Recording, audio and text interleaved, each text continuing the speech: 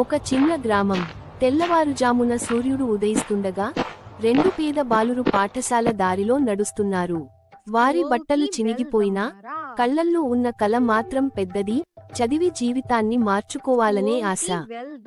School gate దగ్గరికి రాగానే ఇద్దరు రిచ్ బాయ్స్ నవ్వుకుంటూ మాట్లాడారు.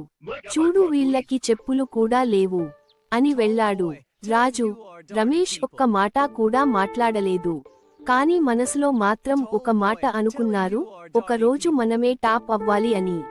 క్లాస్లో అందరూ ఉన్నారు, కానీ ముందు బెంచ్ మీద ఉన్న ఆ ఇద్దరు బాలురు మాత్రం దృష్టి పుస్తకంపైనే. వారి వెనుక ఉన్న రిచ్ పిల్లలు నవ్వుకుంటున్నారు.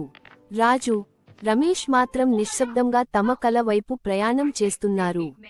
రాత్రి వచ్చింది, కానీ వాళ్ల పుస్తకాలు మూయలేదు. లాంతరు కింద కూర్చుని చదువుతున్నారు. వారికి నిద్ర కంటే కల ముఖ్యం, ఆకలి కంటే ఆశ బలంగా ఉంది. పరీక్షల రోజు వచ్చింది.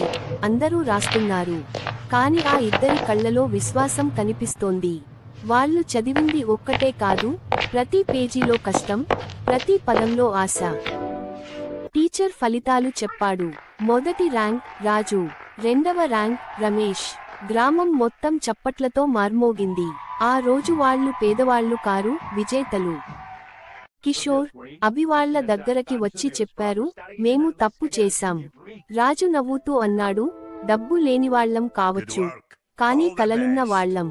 ఆ మాట వాళ్ల హృదయాన్ని తాకింది.